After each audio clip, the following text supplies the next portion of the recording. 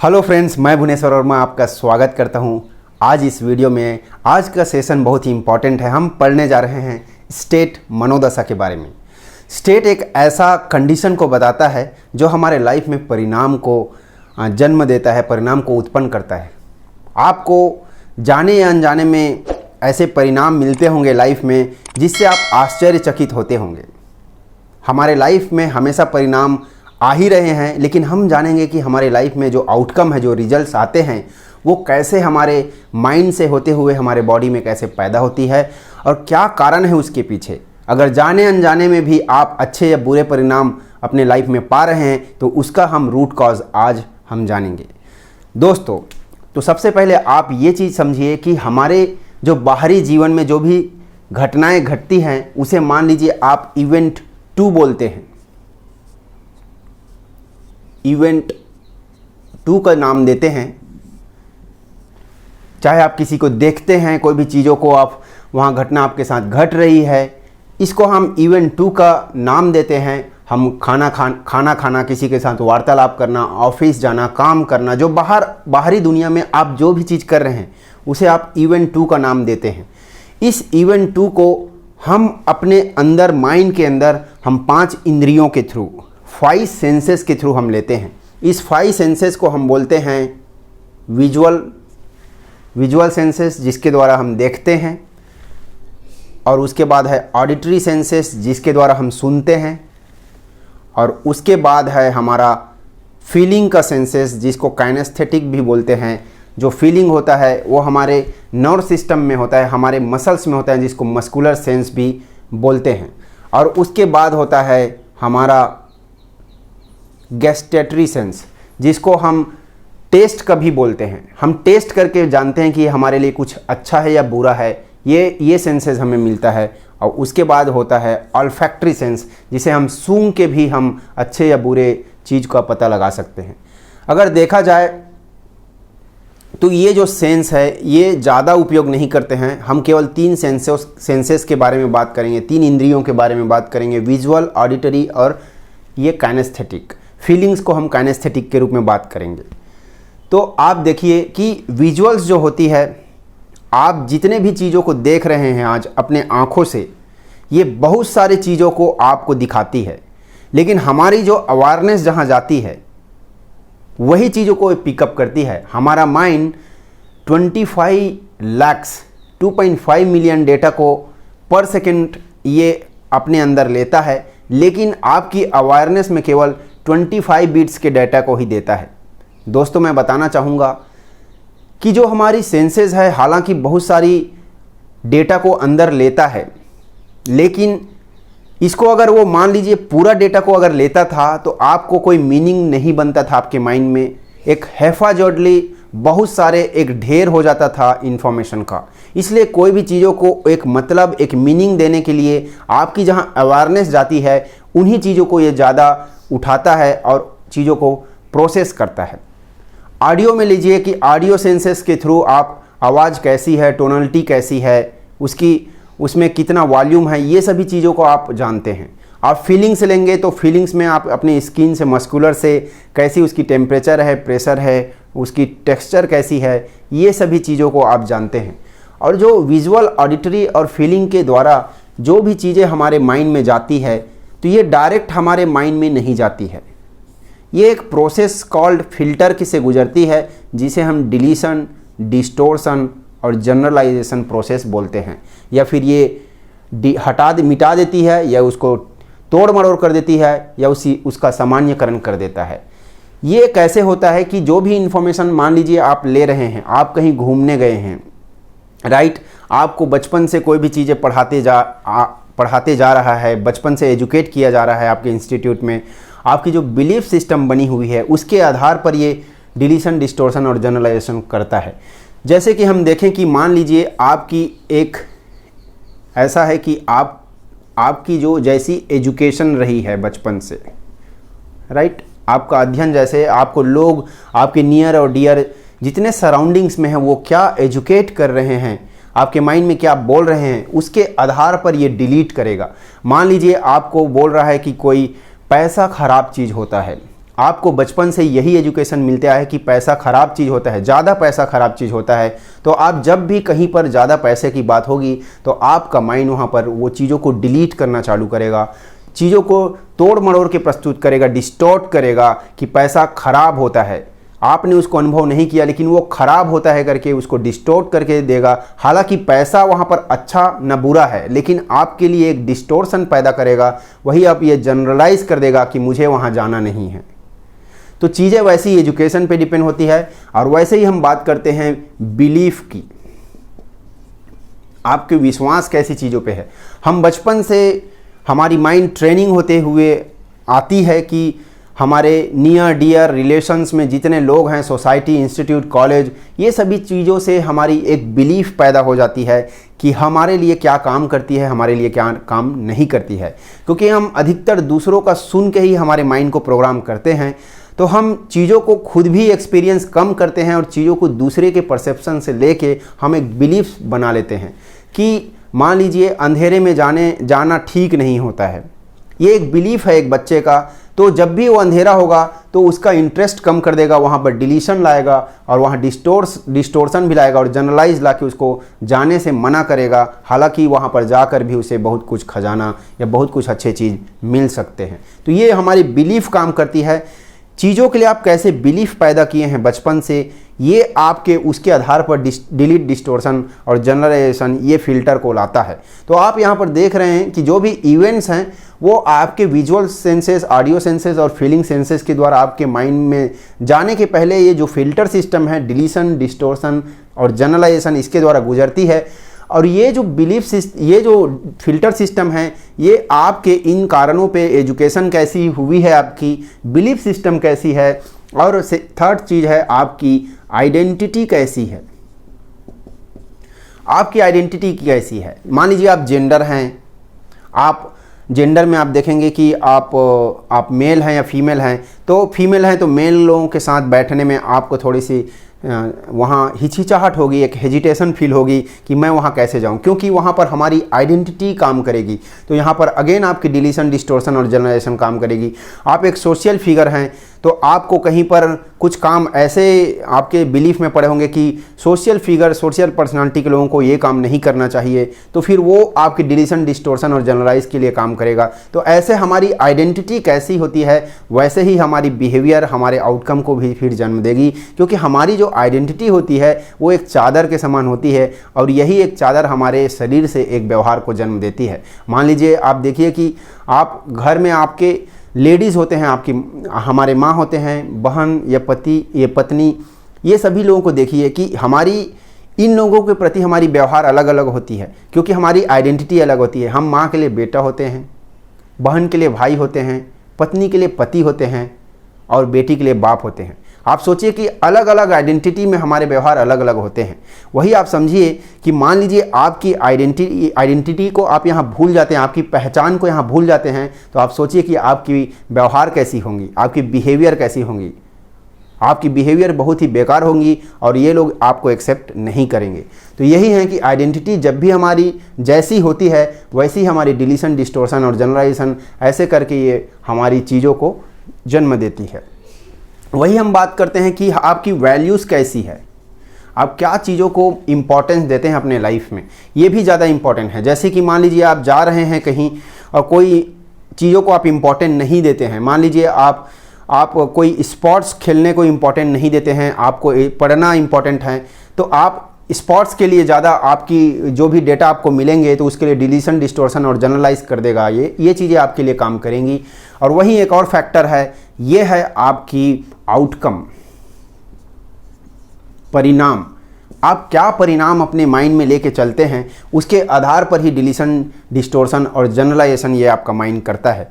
जैसे कि मान लीजिए आप ऑफिस जाने के लिए निकले हैं, मुझे लेट नहीं होना है, मुझे करेक्ट टाइम में पंच करना है ऑफिस में करके आप निकले हैं, तो आप अगर बीच में कुछ झगड़े हो रहे हैं, कुछ क्वारलिंग हो रहे हैं, तो आप उसको नज़रअंदाज करते हुए आगे बढ़ेंगे, क्योंकि आपको वहाँ देखना या वहाँ सोचना ये इम्पॉर्टेंट नहीं होगा, क्योंकि आपकी आउटकम है, आप मेरे को टाइम पे ऑफिस पहुँचना है। दोस्तों, इसलिए लाइफ में आउटकम हमें हमेशा डिसाइड करना चाहिए, ताकि हमारी डायरेक्शन एक बनी रहे, हमें क्या चीज़ को इम्पोर्टेंट देना है वो बनी रहे।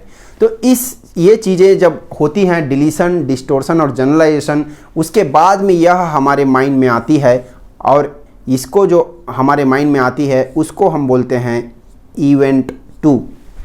इस इवेंट 2 को हम इस तरह से बोल सकते हैं कि इसको इंटरनल रिप्रेजेंटेशन भी बोला जाता है, क्योंकि ये हमारे माइंड के अंदर एक इंटरनल रिप्रेजेंटेशन बना रहा है, एक मानचित्र बना रहे हैं। और इसी को हम प्री सपोजिशन में पढ़े हैं कि map is not the territory, मतलब ये मैप होता है आपका और ये होता है इवेंट 2 है, वो रियलिटी होती है, टेरिटरी होती है। जो भी चीज़ें बाहर घट रही वो रियलिटी है, लेकिन वही चीज़ आपके माइंड में बन रही है वो एक मैप है उसका, वो एक इंटरनल एक रिप्रेजेंटेशन है, जिसको आप अपने डिलीशन, डिस्टोर्शन और जनरलाइजेशन बेस्ड ऑन आपका एजुकेशन कैसा है, बिलीफ कैसा है, आइडेंटिटी कैसा है, वैल्यू और क्या आउटकम देते हैं, उसके आधार पर आप इसको मैप को अपने माइंड के अंदर बना रहे हैं और इसको आप देख रहे हैं वैसा।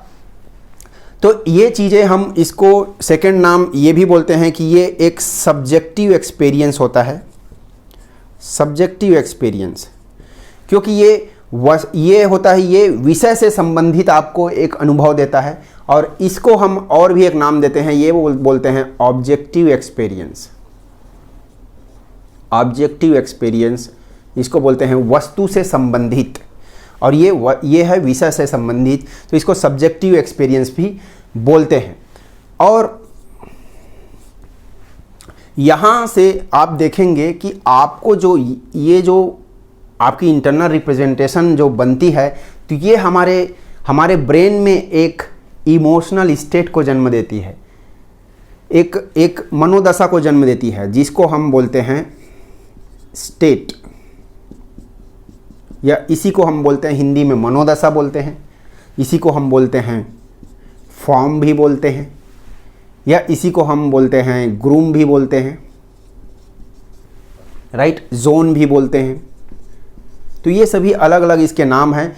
जो भी इंटरनल रिप्रेजेंटेशन हमारे माइंड में अंदर बनती है, जब हम चीज़ों को बाहर देखते हैं, हमारी सेंसेस के थ्रू हम अपने माइंड को देते हैं, तो उसके पहले डिलीशन, डिस्टोर्शन और जनरलाइज करता है, एजुकेशन कैसी है, बिलीफ कैसी है, हमारी आइडेंटिटी कैसी है, वैल्यू कैसा है, आउटकम कैसा है, उसके आधार पर हमें डेटा को फिल्टर करके देता है, और उसके आधार पर हमारी इंटरनल रिप्रेजेंटेशन बनती है। ये इंटरनल रिप्रेजेंटेशन हमारे इमोशनल ब्रेन में एक स्टेट को जन्म देती है, एक मनोदशा को जन्म देती है, एक फॉर्म को जन्म देती है। और ये फॉर्म होते हैं, ये 2 प्रकार के होते हैं। अगर इस फॉर्म की बात करें तो ये 2 प्रकार के होते हैं, एक होता है निगेटिव और एक होता है पॉजिटिव। पॉजिटिव में आप देखेंगे कि मान लीजिए आप एक स्टूडेंट हैं, तो आपको कंसंट्रेशन चाहिए। बिजनेसमैन हैं तो आपको डिस्ट्रैक्शन नहीं होना, ये भी कंसंट्रेशन है। आपको कॉन्फिडेंस चाहिए, राइट। और वही हम बात करें कि आप अगर हेल्थ के बारे में बोलें तो आपको वेलनेस चाहिए। ये वेलनेस यहाँ पर पॉजिटिव स्टेट को बताता है। वही हम और भी बात करें इसमें तो ये है जॉय को बताता है, हैप्पीनेस। अगर आप रिलेशनशिप की बात करें तो ये बताता है टुगेदरनेस। तो ये सभी चीज़ें एक पॉजिटिव रिसोर्स में आता है, क्योंकि ये पॉजिटिव स्टेट को बता रहा है। हम बचपन से ही कुछ ना कुछ जो भी चीज़ कर रहे हैं, हम रिसोर्सेस को ही जन्म दे रहे हैं, हमारे अंदर रिसोर्सेस को ही क्रिएट कर रहे हैं।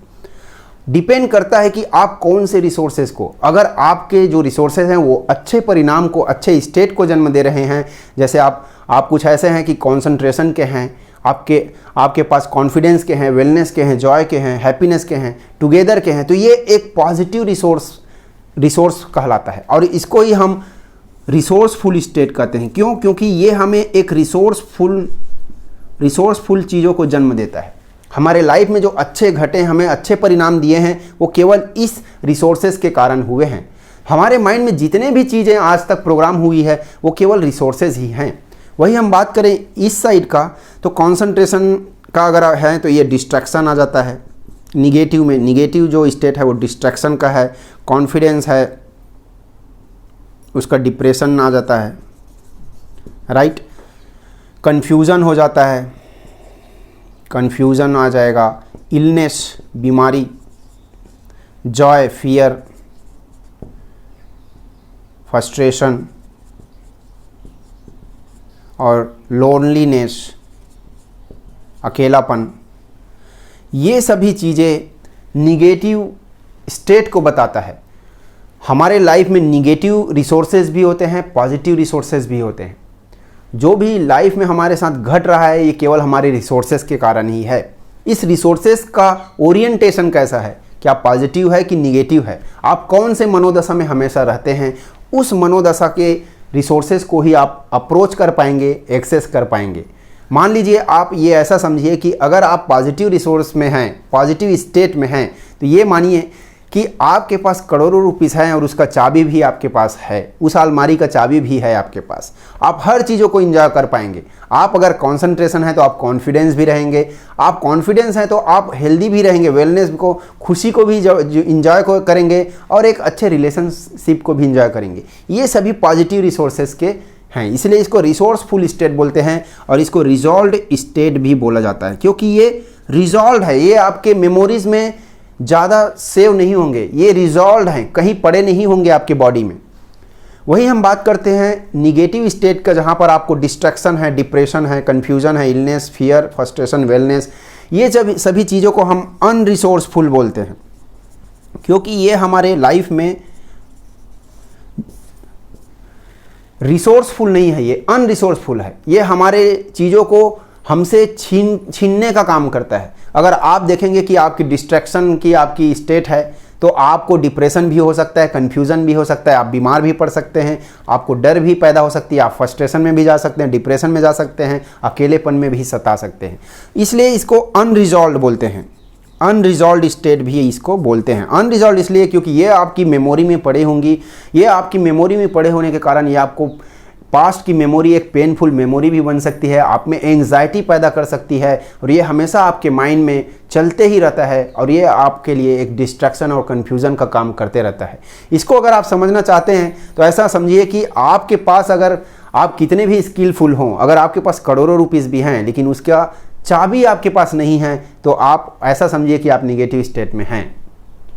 चीज़ें आपके पास हैं, आप कितने स्किलफुल, आप क्रिकेटर्स को देखेंगे कि क्रिकेटर हमेशा जानता है कि कैसे खेलना है, उसके पास हर चीज़ों की स्किल है कि बैटिंग कैसे करना है, फील्डिंग कैसे करना है, बॉलिंग कैसे करना है, उसको पता है, ये रिसोर्सेस उनके पास है। लेकिन उनका स्टेट अगर ये पॉजिटिव स्टेट में नहीं है तो उसकी जो मनोदशा है वो पॉजिटिव नहीं है, तो वो एक रिजॉल्व, एक रिसोर्सफुल स्टेट को एंजॉय नहीं कर पाएगा, अच्छे परिणाम को एंजॉय नहीं कर पाएगा, वो अनरिजॉल्व इशू में फंसा रहेगा और वो केवल इन्हीं चीज़ों में ही घूमता रहेगा, उसके परिणाम खराब आते रहेंगे। तो ये हमेशा जानिए कि ये पॉजिटिव और निगेटिव जो स्टेट्स हैं, ये एक पॉजिटिव स्टेट को हम रिसोर्सफुल स्टेट या रिजॉल्व स्टेट बोलते हैं और ये है अनरिजॉल्व स्टेट। और हमारा माइंड हमेशा पॉजिटिव से निगेटिव की ओर, हमेशा निगेटिव से पॉजिटिव की ओर जाने के लिए अग्रसित होता है। कैसे? आपको चोट लगता है, आप दौड़कर डॉक्टर के पास जाते हैं, आपको दर्द होता है तो आप रोते हैं। आपकी हर बिहेवियर निगेटिव से पॉजिटिव की ओर जाने के लिए ये अग्रसित है। हम जो भी आज कार्य कर रहे हैं और जो भी परिणाम उत्पन्न कर रहे हैं, ये हमेशा एक पॉजिटिव स्टेट की ओर जाने के लिए ही अग्रसित है। तो हम देखते हैं कि अब स्टेट भी, जो भी चीज़ें होती है हमारे माइंड में, जो स्टेट जन्म देती है, ये हमेशा एक एक्ट को जन्म देती है। आप चाहे निगेटिव स्टेट में हो या पॉजिटिव स्टेट, ये कभी मैटर नहीं करता है कि आप कौन से स्टेट में हैं, लेकिन ये हमारे बॉडी के थ्रू, हमारे माइंड के थ्रू एक एक्शन को जन्म देता है, एक काम को कराता है। चाहे वो काम होगा आपके लाइफ में, देखिएगा, ये वर्बल भी हो सकता है, ये नॉन वर्बल भी हो सकता है, मौखिक जिसको हम बोलते हैं, और ये अमौखिक भी हो सकता है। इसको इस तरह से समझेंगे कि अगर मौखिक है तो आप अपने क्रिया के माध्यम से समझाएंगे, किसी चीज़ों को बोलेंगे, उसको बोलकर अगर करेंगे, अपने एक्सप्रेस करेंगे, जो भी चीज़ स्टेट का जो एक्सप्रेशन है उसको आप मौखिक रूप में देंगे, वही आप नॉन वर्बल के चीज़ में अगर जानेंगे तो आप उसे अपने बॉडी लैंग्वेज से, एक्सप्रेशन से, आपके पोस्चर बन जाएंगे बॉडी लैंग्वेज के, आपके ब्रीदिंग सिस्टम कैसे हैं, आपकी ब्लड प्रेशर बढ़ जाएगी, कम हो जाएगी, या आपकी वाटर बैलेंस बॉडी की अलग हो जाएंगी। ये सब चीज़ों के माध्यम से हम उसको एक्सप्रेस देते हैं, एक एक्ट में कन्वर्ट करते हैं। जब हम जानते हैं कि हमारे लाइफ में जो भी घटनाएं घट रही है यहाँ पर, वो ऐसे होते हुए हमेशा एक एक्शन को जन्म दे रही है, चाहे ये एक्शन कैसे हैं, ये एक परिणाम को जन्म दे रही है। अब ये डिपेंड करता है कि ये परिणाम को जन्म कौन देता है, ये परिणाम कैसे होते हैं। अगर हम ये परिणाम हमेशा हमारे लाइफ में बनते ही रहते हैं, अगर अच्छे आप अगर आपके स्टेट हैं तो आपके अच्छे परिणाम और अच्छी लाइफ होंगी, अगर आपकी बुरी स्टेट हैं तो आपकी बुरी परिणाम और बुरे लाइफ होंगे। आप देखेंगे कि एक चीज़ कि हमारा कंट्रोल कहाँ नहीं है। हम इन चीज़ों पे पहला हम इवेंट पे, बाहरी जो इवेंट है जिसको हम इवेंट 1 बोलते हैं, सॉरी ये इवेंट 1 है, उस पर हमारा कोई कंट्रोल ही नहीं है। और दूसरा जो हम यहाँ बात करते हैं, जो ये स्टेट है, यहाँ पर भी हमारा कंट्रोल नहीं है। तो जब बाहरी चीज़ों पे हमारा कंट्रोल नहीं है और हमारे यहाँ स्टेट है, उस पे भी हमारा कंट्रोल नहीं है, और हम देखते हैं कि आज हम परिणाम को अगर चेंज करना चाहते हैं, जो बिहेवियर को चेंज करना चाहते हैं, तो हमारा बिहेवियर, हमारा परिणाम, ये हमारे स्टेट पर ही निर्भर करता है। आप देख चुके हैं कि आपकी स्टेट कैसी रहेंगी, उसके आधार पर ही आपके बॉडी में वो एक्शन आएंगी, आपकी वैसी परिणाम आएंगी। अगर आप आज देखेंगे कि लाइफ में हम बहुत ऐसे, कॉर्पोरेट लाइफ में भी देखेंगे कि बहुत हमारे बिहेवियरल ट्रेनिंग की बहुत ऐसे कोचिंग चलते हैं, इंस्टीट्यूट चलते हैं जो बिहेवियर को चेंज करना चाहती है, आपके बिहेवियर को चेंज करके परिणाम को चेंज करना चाहती है। दोस्तों, मैं बताना चाहता हूं कि बिहेवियर पेड़ के पत्तों के जैसे होती है। अगर आपको पेड़ के पत्तों को चेंज करना है तो आपको इसके बीज को ही चेंज करना पड़ेगा। आपको बिहेवियर को चेंज कर नहीं सकते। ये केवल आपके रूट कॉज आपके यहाँ से जन्म होती है, आपकी स्टेट से आती है। बट स्टेट हमारे कंट्रोल में कैसे हो, हम वो जानेंगे कि अगले सेशन में हम देखेंगे कि स्टेट को कैसे बदला जा सकता है, कैसे स्टेट को चेंज करके आप अलग बिहेवियर को एंजॉय कर सकते हैं। आज हम देखेंगे कि हमारा माइंड हमेशा एक निगेटिव से पॉजिटिव स्टेट की ओर जा रहा है। हम जो भी बिहेवियर आप जन्म दे रहे हैं अपने लाइफ में, चाहे आप मंदिर जाते हैं, आप अपने अच्छे स्टेट को इंजॉय करना चाहते हैं, जो स्टेट है उससे अच्छे स्टेट में जाना चाहते हैं। अगर आप कोई हैबिट है आपको ड्रिंकिंग का, स्मोकिंग का, तो आप उस स्टेट को, आपको हैबिट नहीं है, आप उस स्टेट को इंजॉय करते हैं। हालांकि आपके पास और भी ऑप्शन नहीं है कि उस स्टेट को कैसे इंजॉय किया जाए। अगर आपके पास कोई भी बिहेवियर आज है, वो केवल और केवल एक अच्छे स्टेट को पाने के लिए ही एक अग्रसित है। तो हम अगले वीडियो में ज़रूर जानेंगे कि क्विकली हम कैसे स्टेट को चेंज कर सकते हैं, कैसे हम चीज़ों को एंजॉय कर सकते हैं लाइफ में। दोस्तों, एक चीज़ देखिएगा, आज जो भी चीज़ें आपके पास नहीं हैं, आप जो भी चीज़ को खोए हैं, आपके पास हर संसाधन तो हैं, आपके माइंड में रिसोर्सेज हैं, लेकिन जो भी चीज़ों को आप खोए हैं, आप अच्छे फ्रेंड को खोए हैं, आप एक रिलेशनशिप को खोए हैं, आप पैसों को खोए हैं या हेल्थ को खोए हैं, ये केवल और केवल एक खराब स्टेट के कारण ही हुआ है। आपकी जो अनरिसोर्सफुल स्टेट थी उसी के कारण हुआ है। आप सुने होंगे कि एक हमारी लाइफ है वो एक डेस्टिनेशन की ओर जा रही है जब से हम जन्म लिए हैं। तो अच्छी डेस्टिनेशन, अच्छी परिणाम तभी मिलेंगी जब आपकी अच्छी स्टेट हमेशा रहेंगी। बुरी स्टेट हमेशा बुरी परिणाम और बुरी डेस्टिनेशन की ओर लेके जाएंगी। लाइफ में हमेशा हमें कैसे हमारे स्टेट को अच्छा रखना है, ये हम अगले वीडियो में देखेंगे। आप ये भी देखेंगे कि हम हमेशा ये सुनते हैं कि हम पास्ट में चीज़ों को सुधार नहीं सकते, करेक्ट नहीं कर सकते। दोस्तों, मैं बताना चाहूँगा कि हम पास्ट में जाके भी हम चीज़ों को करेक्ट करके वापस आ सकते हैं। और ये बहुत ब्यूटीफुल, बहुत ही वंडरफुल सेशन मैं अगले वीडियो में बताऊंगा कि कैसे हम स्टेट को कंट्रोल कर सकते हैं, कैसे आप अपने पास्ट के चीज़ों को कंट्रोल कर सकते हैं और कैसे अपने परिणाम को उससे चेंज कर सकते हैं। So thank you very much, all the best. अरे वाओ, क्या